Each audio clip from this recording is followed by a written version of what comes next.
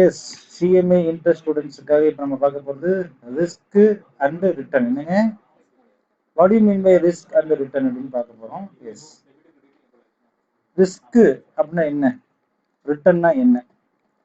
Two critical factors in investment decisions. நான் ஃபர்ஸ்டே சொன்னேன், ரிஸ்க் இருக்கக்கூடிய இடத்துல தான் என்ன இருக்கும், ரிட்டர்ன்ஸ் அதிகமாக இருக்கும். They are closely linked. If high risk is involved, the required rate of return on project should also be high. அதுக்கு நான் உதாரணம் ஒன்று சொன்னேன். நீங்கள் வந்து பேங்க்ல இன்வெஸ்ட்மெண்ட் பண்ணுவீங்களா அல்லது ஃபைனான்ஸ் இன்வெஸ்ட் பண்ணுவீங்களான்னு கேட்டிங்கன்னா, இப்போ பேங்க்ல நீங்கள் இன்வெஸ்ட் பண்ண உங்களுக்கு எவ்வளோ தான் கிடைக்கும் அமௌண்ட்டு சொல்லுங்க. நீங்கள் பேங்க்ல இன்வெஸ்ட் பண்ணால் உங்களுக்கு எவ்வளோ தான் கிடைக்கும், ரொம்ப குறைவான அமௌண்ட் தான் கிடைக்கும். ஏன், ரிஸ்க் ஃப்ரீ, ரிஸ்கே இல்லை. அப்போ ரிஸ்க் ஃப்ரீனா உங்களுக்கு ரிட்டர்ன் என்னவா தான் இருக்கும். அதுவே ரிஸ்க் அதிகமாக இருந்துச்சுன்னா ஆல்வேஸ் ரிட்டர்ன் என்னவா தான் இருக்கும், அதிகமாக தான் இருக்கும். அப்போ அதனால தான் சொல்கிறாங்க, பேங்க் என்ன நம்ம சொல்கிறோம் எப்பயுமே, பேங்க் சொல்ல மாட்டோம், இன்ட்ரெஸ்ட் ஃப்ரீ சொல்லுவாங்க. இன்ட்ரெஸ்ட் ஃப்ரீன்னு வாங்கினுங்க, இன்ட்ரெஸ்ட் ஃப்ரீ கிடையாது, ரிஸ்க் ஃப்ரீ. சரி, நீங்கள் சொல்லுவீங்க என்னங்க, ரிஸ்க் ஃப்ரீ. அதே பிரைவேட் ஃபைனான்ஸில் நீங்கள் பணத்தை போடுறீங்க, பேங்க்ல போட்டால் 4% தான் சேவிங்ஸ் பேங்க் வட்டி. இதே வந்து 24% இல்லை 25% தரான். அப்ப இங்க ரிஸ்க் ஃப்ரீயானா ஹை ரிஸ்க், ஆனா என்ன ரிட்டர்னு, ஏன் வந்தா லாபம், திருப்பி போயிட்டேன்னா உங்களுக்கு போச்சு. அப்ப ரிஸ்க் ஃப்ரீன்னும் போது அப்ப என்ன ஆகும், ரிட்டர்ன் என்னதான், அப்ப ரிட்டர்ன் என்னதான், லோ ரிட்டர்ன். ஆனா பெஸ்ட் இதுதான் நம்ம சொல்றோம். ஏன், ஏன் ரிஸ்க் கம்மியா இருக்குதுன்னா நமக்கு என்னது, நம்ம போட்ட பணத்துக்கு எந்த ஒரு சேஃப் ஜோன் தான் நம்ம பார்க்குறோம். அப்போ இது கரெக்ட். இல்லை சார், எனக்கு சேஃப்லாம் தேவையில்லை, நான் ரிஸ்க் எடுக்க தயார், எனக்கு என்ன வேணும் அப்படின்னா அது என்னது, ப்ரைவேட் ஃபினான்ஸ். அப்போ நீங்கள் தான் சூஸ் வந்து உங்கள் இதில் போகிறீங்க இதில் போகிறீங்க அப்படின்றது. அதான் இந்த பாடமே, ரிஸ்க் அண்டு ரிட்டர்ன்ஸ். இப்போ ஒரு அழகான பாடத்தை. சரி, அடுத்து வந்து இதுக்கப்புறம் எக்ஸ் ஆன்டி எக்ஸ்போஸ்ட் ரிட்டர்ன் சொல்கிறாங்க. அதெல்லாம் நம்ம வந்து இப்போ பார்க்க போகிறோம். நம்ம எடுத்தோடனே நம்ம என்ன செய்யப்போம், டைப் ஆஃப் ரிஸ்க் நம்ம பார்க்க போறோம். இந்த ரிட்டர்ன்ஸ் தான், ரிட்டர்ன்ஸ் பத்தி நம்ம நிறைய பார்க்கணும். அப்ப ex ante refers to future events சொல்லுவாங்க. எக்ஸ் போஸ்ட் ரிட்டர்ன் வந்து post means after the event. என்னங்க, ex ante return is the prediction of returns that is investors can get from the security of portfolio. அப்ப ஃபியூச்சர்ல எனக்கு எவ்வளவு கிடைக்குது அப்படின்னு சொல்றதா என்னங்க ex ante return. It helps to investor to predict futures. Ex-ante predictions helps companies to attract investors. It helps to company effectively plan inflations. And it means that after the event, post-mortem, exposed returns, the returns that investors has already got from the investments. Historical எடுத்து பார்ப்பாங்க, ஏப்பா நீ இது வரைக்கும் எவ்வளோ சம்பாதிச்சுக்குது, இதுக்கு இது வரைக்கும் 8% தான் கொடுத்துருக்கேன், அப்போ முடிஞ்சது, அது ஃபியூச்சரு, இது போஸ்ட், நடந்து முடிஞ்சதுக்கு அப்புறம் செக் பண்ணுறது. இதான் அந்த கான்செப்ட். அப்போ government and agencies can use actual results வந்து past data. Companies can use historical data. It helps predict in the future from security based on actual returns from its over of years. அப்போ paste on your performances தான் உனக்கு தர முடியும். நீ காலையில் படிச்ச அரையாண்டு படிச்ச வீட்டு வர எல்லாத்தையும் 40 எடுத்துக்கிற, முன்னாள் படிச்ச எத்தனை எடுக்க போகிற, 100 எடுத்துருவியா? So based on your performances in quarterly of yearly will be consider the same kind of things ex ante and post ante. சரி, ex post returns and ex ante return சொல்றாங்க. அடுத்து டைப்ஸ் ஆஃப் ரிஸ்க். ரிஸ்க் வந்து சில risk வந்து systematic ரிஸ்க்னு சொல்றாங்க, சில risk வந்து unsystematic ரிஸ்க்னு சொல்றாங்க. What you mean by systematic ரிஸ்க்னா, market risk, interest rate risk, purchasing power risk. First systematic risk என்ன பார்த்தோம். சிஸ்டமேட்டிக் ரிஸ்க் அப்படின்றது வந்து it represent the portion of total risk which is attributable to factors that affect the market as a whole. Market ஃபுல்லாவே it arises out of external and uncontrollable factors. என்னங்க, இதை நம்ம என்ன செய்ய முடியாது, அவாய்ட் பண்ணவே முடியாது. அன்கண்ட்ரோலபிளாவே என்னது, கண்ட்ரோல் பண்ண முடியாது. என்னதான் ஆகும், it has to be bound to arise. அதான் சொல்றாங்க, it cannot be, beta is a measure of systematic risk. It cannot be eliminated by diversification.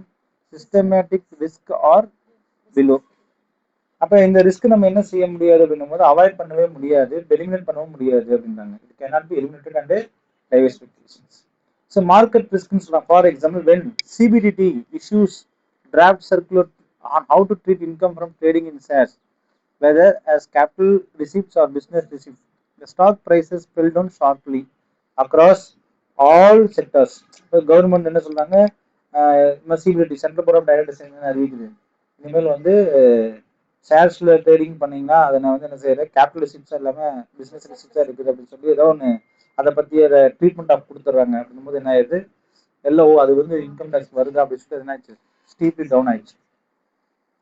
These risks are arised due to changes in demand and supply, expectations of the investors, information flow, investor risk perceptions, etc. Consequent to the social, political and economic events. அப்போ மார்க்கெட்டில் வந்து இது affect ஆகும். ஒரு விஷயத்த அவங்க சொன்னாலும் என்ன, அது மார்க்கெட்டு அஃபெக்ட் ஆகுதுன்னு சொல்லி இப்போ நீங்கள் கூட ட்ரம்ப் லூசமாக அறிவிச்சுட்டு இருக்குது, அதனால உலகத்தில் எல்லாருமே பொருளாதார மந்தநிலை ஏற்படுறதுல கோல்ட் ரேட்டில் கண்ணபடி இன்க்ரீஸ் ஆக சொல்கிறாங்க. அந்த மாதிரி. அடுத்து வந்து interest rate risk, uncertainty of future market values and extent of income in futures.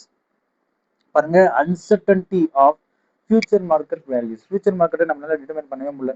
திடீர்னு ஏறுது இறங்குது, கச்சா எண்ணெய் ஏறுது இறங்குது இல்லையா. due to fluctuations in general level of interest is known as interest rate risk. These are a risk arising due to fluctuating rates of interest and the cost of corporate debt. The cost of corporate debt depends on the interest rates prevailing, maturity period, credit worthiness of the borrowers, monetary and the credit policy of RBI. இது எல்லாமே திடீர்னு பார்த்தீங்கன்னா credit policy கொடுத்துருவாங்க. ஆர்பிஐல வந்து 0.1% அல்லது 5% ஏற்றிட்டாங்கன்னா எல்லாத்துக்கும் என்ன ஆயிரும், வாங்கிக்கிற ஹவுசிங் வேலை இன்க்ரீஸ் ஆயிரும். ஸோ இதெல்லாம் பாதிக்கப்படுவாங்க. அப்போ சிஸ்டமேட்டிக் ரிஸ்க் தான், it has to be bound but it cannot be அவாய்டுன்னு சொல்றாங்க. That is call market risk. And purchasing power risk அப்படின்றது வந்து வேல்யூ ஆஃப் மணி எரோஷன் ஆயிடுச்சுன்னா என்ன ஆயிரும், இன்ஃபிளேஷன் சிச்சுவேஷன் வந்து ஏறக்கூடிய பிரச்சனை. அடுத்து வந்து unsystematic, these risk that emanate from known and uncontrollable factors, it can be கண்ட்ரோல்டுன்னு சொல்றாங்க. இப்போ எப்படி சார் கண்ட்ரோல் பண்ணலாம், பிஸ்னஸ் ரிஸ்க் அப்படின்னும்போது இந்த பிஸ்னஸ்ல ரிஸ்க் இருக்குன்னா இன்னொரு பிஸ்னஸ் நீங்க என்ன செய்ய வேண்டியதுதான், டெக்ஸ்டைல்ல பிரச்சனைனா நீங்க கெமிக்கல்ஸ்ல போக வேண்டியது, கெமிக்கல்ஸ் பிரச்சனை இல்லை ஐஸ்ல போக வேண்டியதுதான். Financial risk, these are the risks are associated with the capital structures of the company. A company with no debt financing has no financial risk. நான் என்னோட டெட்டே இல்லை, கடனே இல்லை, என்னோட ஓன் மணி தான் பிரச்சனை கிடையாது. பட் எப்பெல்லாம் உங்களுக்கு டெட் உள்ள வருதோ அது வந்து என்ன ஆயிடும், அவனோட வட்டி விகிதம் ஏறும் இறங்கும், அவன் வேற ஏதாவது சொல்லுவான். அது அந்த மாதிரி பண்ணி பேங்க் லோன் பண்ணா பேங்க்ல நீங்க ஸ்டாக் ஸ்டேட்மெண்ட் கொடுக்கணும், வருஷம் பிஎன் ஓப்பன் பேலன்ஸ் ஷீட் கொடுக்கணும், இதெல்லாம் வச்சுட்டு அவன் உங்களுக்கு சிசி தருவான் அல்லது டேர்ம் லோன் தருவான். இதெல்லாமே ரிஸ்க் டிபெண்ட் பண்ணும். பட் இது அவாய்ட் பண்ணா நம்ம அவாய்ட் பண்ணிக்கலாம். இந்த பேங்க் விட்டு வேற பேங்க் போகலாம், நமக்கு பெஸ்ட் ஆல்டர்னேட்டிவ் சோர்சஸ் நமக்கு கிடைக்கும், நம்ம போயிடலாம். அப்போ இதெல்லாம் வந்து business risk, financial risk. Default risk என்னன்னா, these risk due to default in meeting of financial applications on time, non payment of financial dues on time, increase the insolvency and bankruptcy. Default ரிஸ்க்னா நீங்க வந்து due கட்டாம விட்டீங்க, வண்டியை தூக்கிட்டு போயிடுவான். பிசினஸ்ல நீங்க டியூ கட்டணும், கட்டாம விட்டீங்கன்னா உங்களுக்கு ஃபைன் வந்துடும், ஃபைனல் பெனால்டிஸ். அப்போ இதெல்லாம் வந்து ஒரு இண்டிகேட்டர்ஸ் தான். இதெல்லாம் வந்து சிஸ்டமேட்டிக் அன்சிஸ்டமேட்டிக் ரிஸ்க். இந்த ரிஸ்க் தான், but it can B control. இதெல்லாம் நீங்க நல்ல ஆடிட்டர் போட்டு ஒரு நல்ல அறிவுள்ள பையனை போட்டிருந்தீங்கன்னா அவன் டியூ டேட் சொல்லுவான், டியூ டேட் நீங்க ஃபைல் பண்ணாட்டீங்கன்னா ஃபைன் தான் வரும். அப்போ அது தேவையில்லாத விஷயங்கள் தான். பட் இதெல்லாம் அவாய்ட் பண்ண முடியும் அப்படின்னு நம்ம சொல்ல வரோம். Calculation of return and risk. அப்போ நம்ம வந்து ரிட்டர்னை நம்ம ஃபர்ஸ்ட் எப்படி கால்குலேட் பண்ணணும், ரிஸ்க் எப்படி கால்குலேட் பண்ணணும். ஃபர்ஸ்ட் இதை வந்து ஃபர்ஸ்ட் நம்ம ரிட்டர்ன் அப்படின்னு கால்குலேட் பண்ண பார்க்குறாங்க. ரிட்டர்ன் கால்குலேட் பண்ணுறதுக்கு டோட்டல் ரிட்டர்ன் அப்படின்றது கேஷ் பேமெண்ட் ரிசிப்ட். நான் வந்து ஒரு 10 லட்ச ரூபாய் இன்வெஸ்ட் பண்ணியிருப்பேன், எனக்கு என்ன கிடைக்கும், அதில் வட்டி கிடைக்கும். அந்த வட்டியோட பர்சன்டேஜ் நம்ம கண்டுபிடிக்கிறதுக்கு cash payment receive by price over the change of period and price of the base of the asset. அப்போ அதான் சொல்ல ரிட்டர்ன் எப்படி சார் கண்டுபிடிக்கிறீங்க அப்படின்னு பார்த்தீங்கன்னா சிம்பிள். இங்கே பாருங்க, நான் வந்து ஒரு ஷேர் வாங்குறேன் 10,000 ரூபாய்க்கு இல்லைங்க, 1/4/2025 வாங்குறேன் ஒரு ஷேர் 10,000 ரூபாய்க்கு வாங்குறேன். 31/3/2026 10,500 ரூபாய் இருக்கு. அப்ப எவ்வளவு இன்க்ரீஸ் ஆயிருக்குது, 500. அந்த ஷேருக்கு எனக்கு டிவிடெண்ட் ஒரு 1000 ரூபாய் தராங்க, எவ்வளவு இன்க்ரீஸ் ஆயிருக்கு எனக்கு 1000. டோட்டல் ரிட்டர்ன் எவ்வளவு, இந்த ஷேர் பிரைஸ் இன்க்ரீஸ் ஆனதுனால எனக்கு எவ்வளவு கிடைச்சது 500 ரூபாய், இந்த டிவிடெண்ட் எனக்கு எவ்வளவு கிடைச்சது 1000 ரூபாய். அப்ப எவ்வளவு எனக்கு 1500 ரூபாய். நான் எவ்வளவு போட்டேன் முதல் இன்டூ 100, எவ்வளவு பர்சன்டேஜ் ஆஃப் 1500 வகுத்தல். அப்ப என்னோட ரிட்டர்ன் எவ்வளவுங்க, இதுதான் இங்க ஃபார்முலா சொல்றோம். Dividend plus capital gain divide by initial investment. அதாவது வந்து D1 பிளஸ் P1 மைனஸ் 0. அது நம்ம ஃபார்முலா சொன்னா பார்த்தீங்கன்னா நீங்க பாருங்க, D1 dividend, P1 P0 divide by P0. அப்போ what is D1 dividend, what is P1 closing value, what is P0 அல்லது P0 சொல்லுவாங்க, opening P0 opening value. So what is return,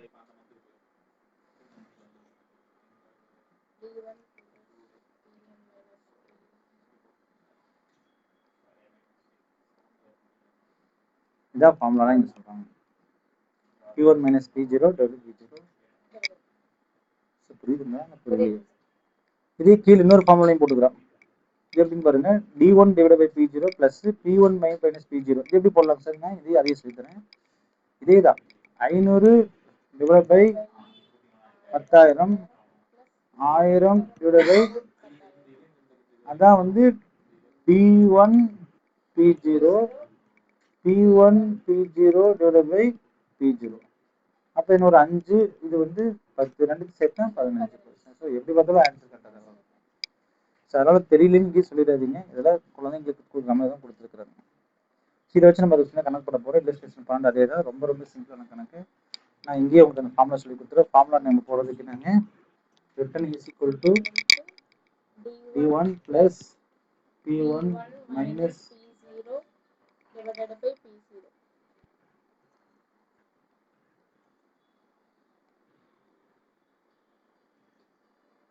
What is this?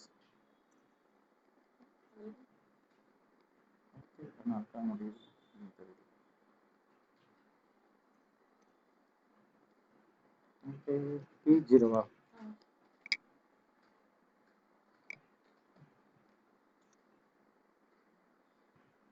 What is D1? What is P1? What is P0? அப்படின்றத இந்த கணக்கில் இதுக்குரிய முக்கியமான விஷயம். சரிங்களா?